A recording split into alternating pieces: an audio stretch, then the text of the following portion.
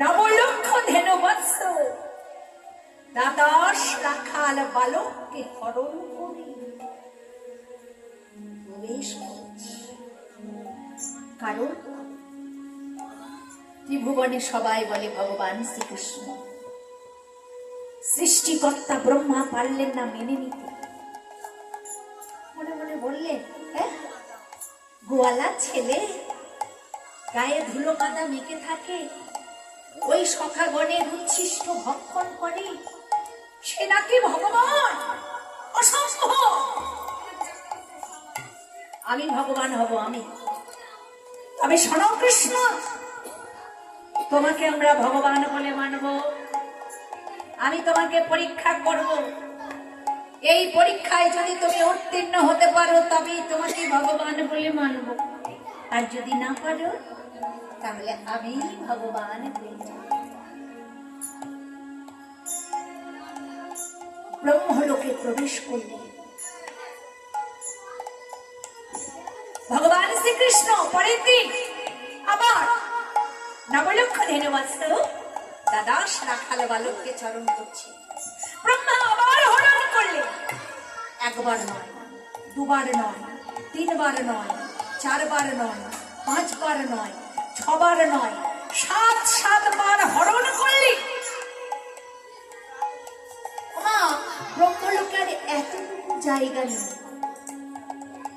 আজকে হচ্ছে অষ্টম দিন। এই অষ্টম দিনেও সৃষ্টিকর্তা ব্রহ্মা নবলক্ষ ধেনু বৎস দ্বাদশ রাখাল বালককে হরণ করে ব্রহ্মলোকে গমন করেছে, গুহার ভিতরে প্রবেশ করেছে। ভগবান শ্রীকৃষ্ণ পুনরায় আজকে ত্রিভঙ্গ ভঙ্গিমা ঠামে মুরলী বাদন করছে। রাখালগণ তারা নৃত্য করছে, আনন্দে আত্মহারা হয়ে তৃণ ভক্ষণ করছে। সৃষ্টিকর্তা ব্রহ্মা ব্রহ্মলোকে আর স্থান দিতে পারছে না।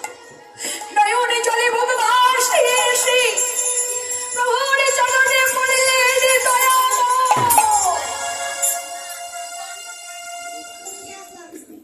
প্রভু, একবার আমাকে কৃপা করো, আমি বড় অপরাধী। আরো জোরে বললেন, প্রভু আমি তোমার কাছে ক্ষমা চাইছি। অপরাধ